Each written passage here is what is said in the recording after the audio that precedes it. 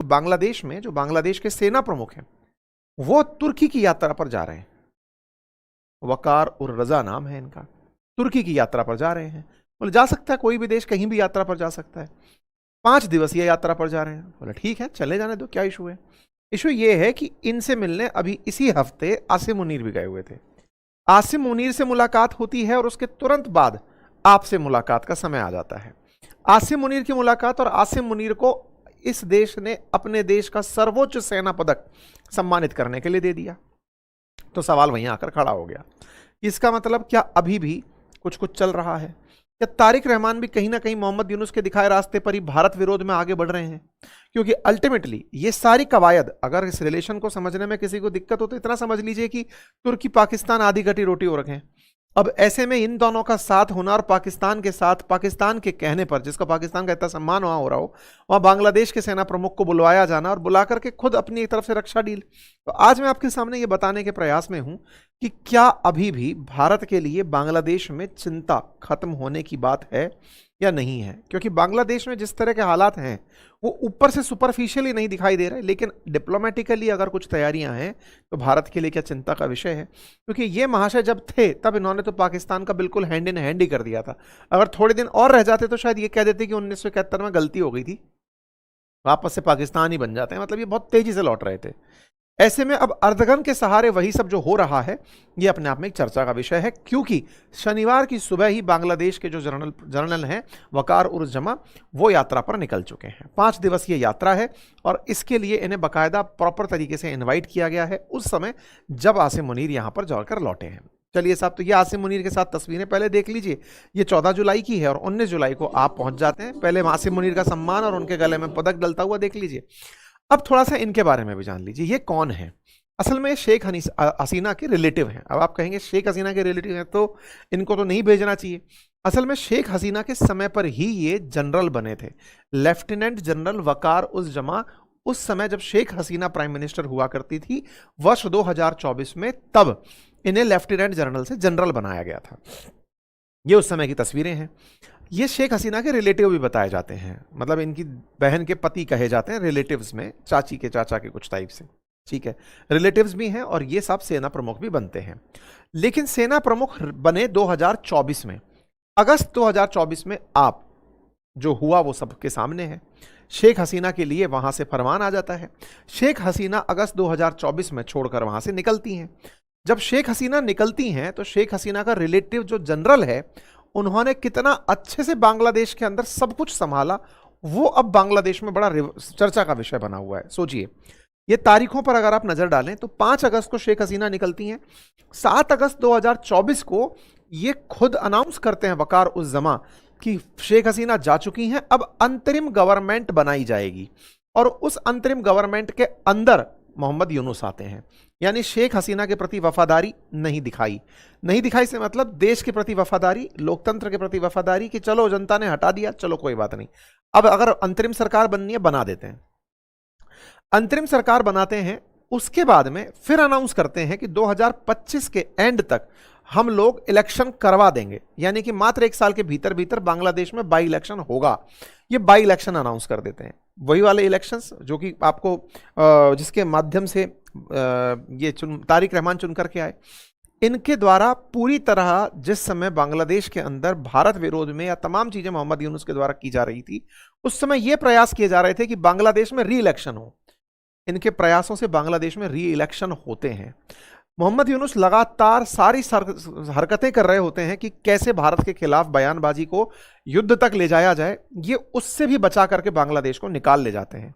इतना ही नहीं, इस पूरी कहानी में ये इलेक्शन केवल करवाते ही नहीं है, बकायदा तारिक रहमान को वापस बुलवाते हैं, जो 17 साल से विदेश में फरारी काट रहे थे।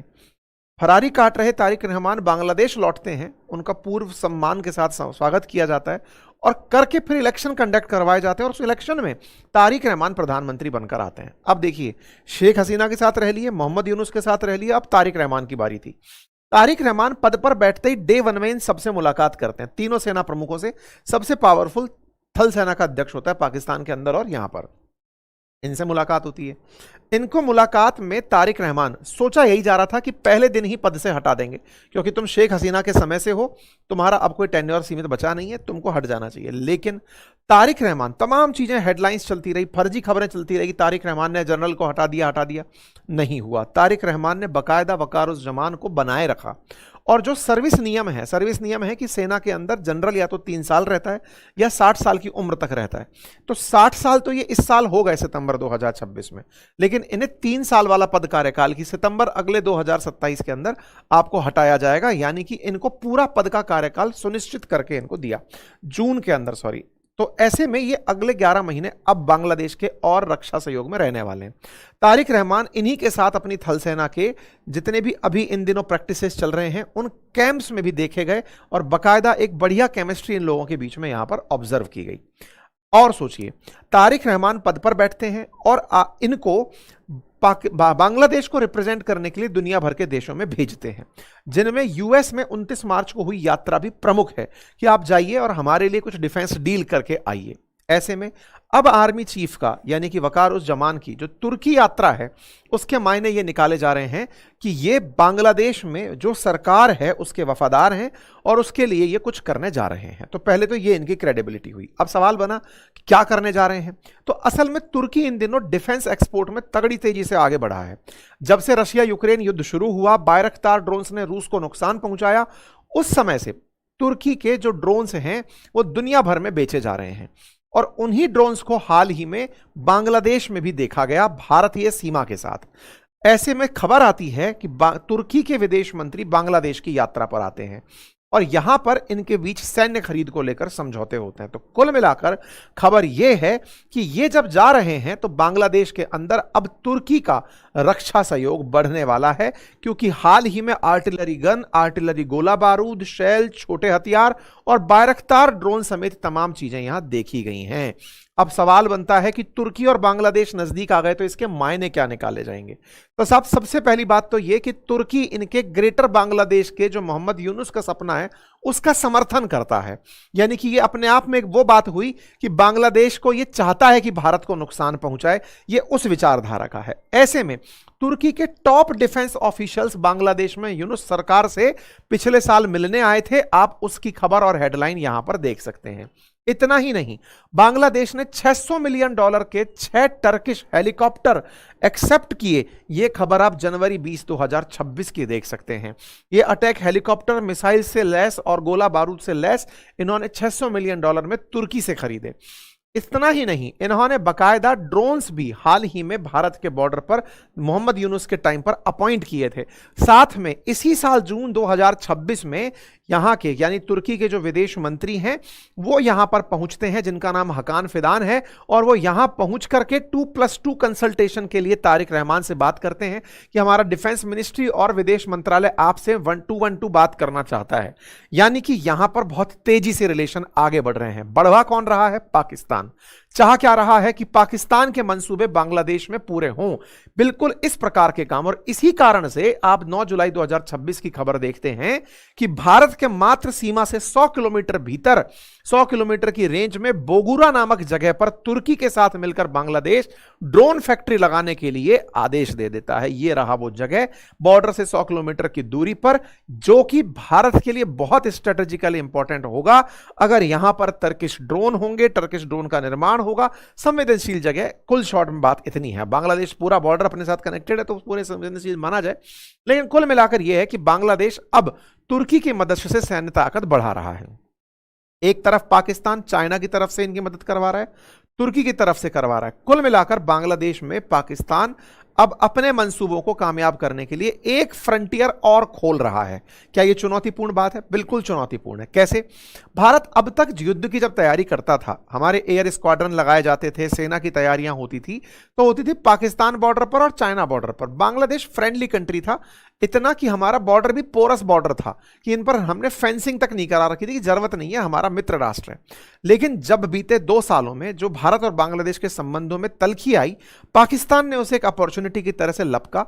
पाकिस्तान को पता है कि बांग्लादेश और भारत का अभी हाल में कोई युद्ध नहीं होने वाला, लेकिन अगर पाकिस्तान के साथ कभी भारत का युद्ध होता है तो यहां से हल्की भी अनस्टेबिलिटी भारत की सेना का ध्यान बांट देगी।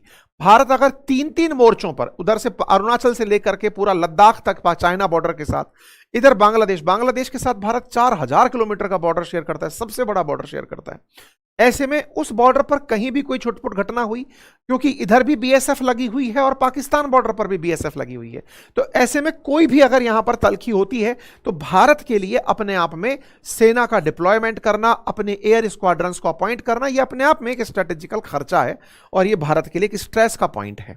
मतलब समझिए कि पाकिस्तान में इन दिनों जो कवायद चल रही हैं, खुद का घर नहीं देख रहे, लेकिन ये भारत को घेरने के लिए मल्टी लेवल पर तैयारियां कर रहे हैं। इंटरनेशनली देखा जाए, चाहे चाइना के केस में देखा जाए, तमाम तरीके से, और बांग्लादेश में जो हो रहा है वो तो ठीक नहीं है। लेकिन पाकिस्तान इंटरनेशनली जो कर रहा है, जैसे पाकिस्तान भारत अमेरिका के साथ सही से रिलेशन को मेंटेन कर ले गया, और तो और डिफेंस पैक्ट के मामले में जो अभी इसने सऊदी को बेचा, वो कुवैत को बेचने की बात की जा रही है, डिफेंस पैक्ट करने की बात की जा रही है। चर्चा यह भी है कि पाकिस्तान तुर्की और कतर के साथ मिलकर के वैसी तैयारी कर रहा है जो सऊदी और डिफेंस पैक्ट हुआ था ना, कि तुम्हारे लिए हम भी बम फेंक देंगे टाइप से। तो अब पाकिस्तान जो है ना, वो तुर्की, सऊदी, बांग्लादेश, इन सबको साथ लेकर एक बिल्कुल इस्लामिक नाटो बनाने की तैयारी कर रहा है कि हम सब साथ होंगे, कई मायनों में साथ होंगे अगर किसी एक देश पर हमला हुआ। सेल्फ डिफेंस में वो दुनिया के देशों को एक साथ लाने की जो कवायद कर रहा है, उस कवायद में कुछ हद तक सऊदी के साथ तो कामयाबी मिली भी है क्योंकि उसे डिफेंस मिला है, लेकिन अब बांग्लादेश में भी अगर वो मिलती है तो ये भारत के लिए एक चिंता का विषय है और भारत को निश्चित ही इस विषय में गहराई से बांग्लादेश के साथ रिश्तों को वैसे ही बहाल करने की आवश्यकता होगी जैसे शेख हसीना के दौर में थी। आपको क्या लगता है जरूर कमेंट बॉक्स में बताएं। चैनल पर नए हैं तो सब्सक्राइब कर लें।